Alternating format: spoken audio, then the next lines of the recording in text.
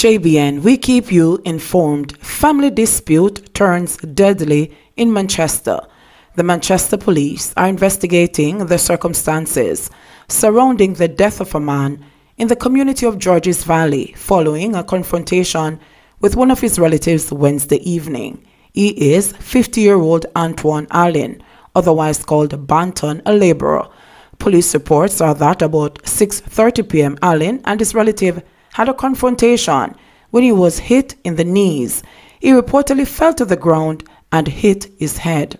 The police say Allen became unresponsive and was taken to a medical doctor where he was pronounced dead. The police say their investigation is ongoing into the incident. Falmouth Mayor calls for more CCTVs after $14 million robbery. Falmouth Mayor Collen Gager is calling for the installation of additional surveillance cameras around the Trelawny capital in the aftermath of Sunday's daring heist in which criminals posing as police officers robbed a Chinese businessman of 14 million Jamaican dollars and also stole his licensed firearm and several rounds of ammunition. Gager said the technology was crucial to cracking down on criminals and increasing deterrence. I have been discussing that, and I believe that we should be having a meeting soon, especially with the business people from the Chinese community, because we think that one of the best investment for the township of Falmouth is getting cameras so that it covers everything, said Gager.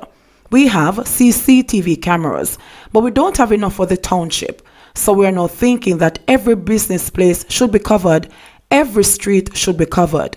The mayor also expressed grave concern about the allegations that Sunday's robbers were police imposters. I have heard that the robbery was carried out by police impersonators.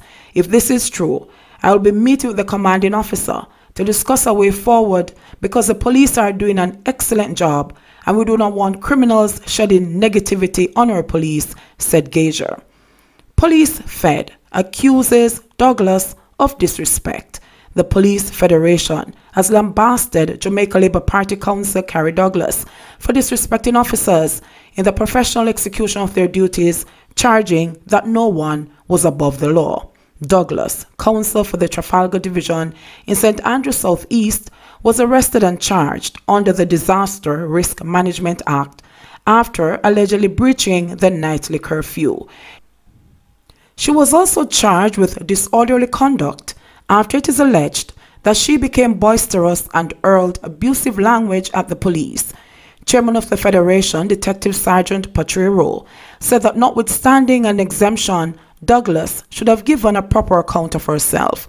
The Federation says the wanton disrespect meted out to police officers by some politicians is unbecoming of public servants. This is not the first altercation Ms. Douglas has had with persons who were carrying out their legitimate function, Rose said in a press statement issued yesterday. That reference arcs back to a bus stop between Douglas and a medical doctor at the Bustamante Hospital for Children last November when she barged into an examination room and demanded that her child be treated. Douglas was accused of using expletives and preventing the doctor from leaving the room. The child, who reportedly had a temperature, had initially been triaged and the illness deemed a non-emergency. On Tuesday, Douglas posted on her Instagram account that she was delivering care packages under the COVID-19 relief program. She cited as her defense exemptions for mayors and councillors under the Disaster Risk Management Act. According to the police, Douglas was arrested at 9:28 p.m. after she was stopped along Meadowbrook Avenue. The police said that she failed to identify herself as an exempted person. She received station bail in the sum of $20,000 and is to appear in the Kingston and St. Andrew Parish Court on May 6. Douglas was denied the allegations, citing political motives, crossed the floor of the Kingston and St. Andrew Municipal Corporation earlier this year to join the ranks of the ruling Jamaica Labour Party. She ran on a People's National Party ticket in the last local government elections. Mandeville Mayor wants market shutdown. With 6 confirmed cases of the deadly coronavirus in the central Jamaica parish of Manchester, Mandeville Mayor Donovan Mitchell believes areas that attract a high volume of people daily should be closed to help with containment. His grouse lies with the general disregard for social distancing protocols of at least a meter between each person in public spaces as the island tries to limit the spread of the virus amid the global COVID-19 pandemic. I'm not satisfied with how vendors and shoppers alike are taking this thing. Then there are the persons on the street who are there for nothing at all. They were there before COVID and are still there, not taking note of their own surrounding, he said. Mitchell pointed out that discussions are underway with the government on a way forward. My personal view is that if we are going to curtail the spread of the virus, the markets have to be closed. And this is not the view of the government or the Manchester Municipal Corporation. This is my personal view, he said.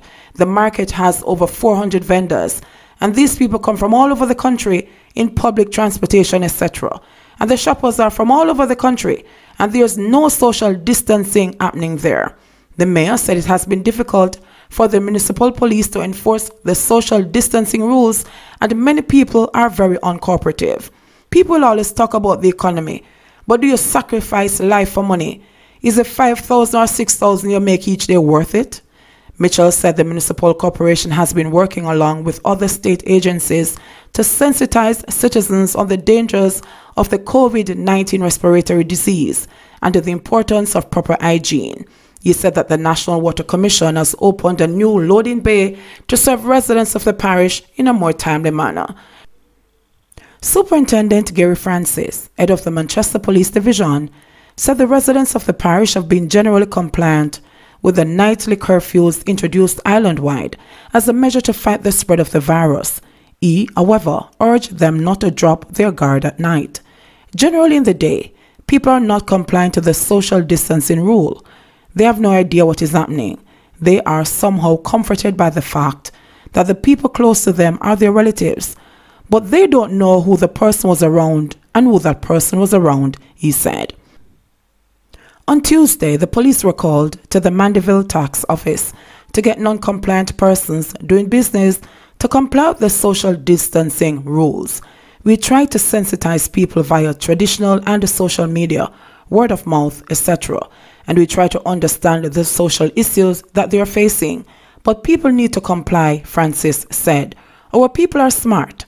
They just need to act accordingly. Applications for COVID-19 allocation program started yesterday. Starting yesterday, Thursday, April 9, individuals and businesses began to apply for benefits under the COVID-19 allocation of resources for employees program. Of the 71,182 applicants, there were 51,205 applications for COVID-19, a compassionate grant, and 19,744 applications for a set cash grant.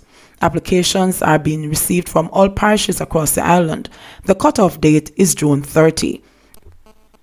Individuals and businesses can apply for grants and relief packages via the website www.wecare.gov.jm.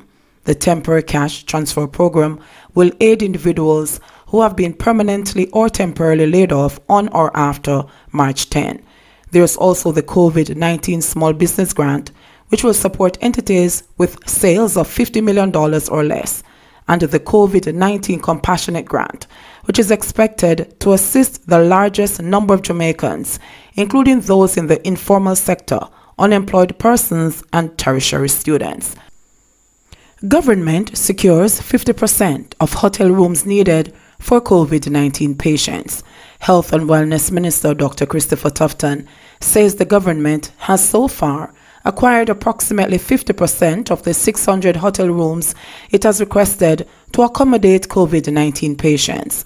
We have in each region, I think we probably have about half the amount, and we're still working on the rest, Tufton said yesterday during a tour of facilities to house COVID-19 patients at the Cornwall Regional Hospital in Montego Bay.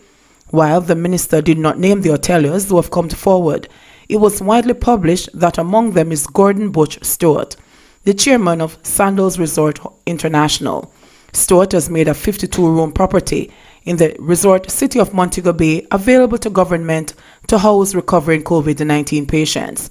At a press conference in Kingston 2 weeks ago, Dr. Tufton expressed disappointment with the level of cooperation from hotel owners for the rooms requested by government to house the infected patients. He indicated that the state could trigger relevant legislation to take possession of properties, noting, however, that is not the route government would like to pursue. President of the Jamaica Hotel and Tourist Association, JHTA, Omar Robinson, in a quick response expressed confidence that the hotel rooms being sought by government will be realized. Yesterday, Dr. Tufton said, "We have time. The plan is gradually being implemented. We are making progress." As of Thursday, April 9, there were 63 confirmed cases of COVID-19 with 4 deaths on the island. JBN, we keep you informed. Please remember, subscribe, like, share, leave us a comment and click the notification bell to receive our daily news items.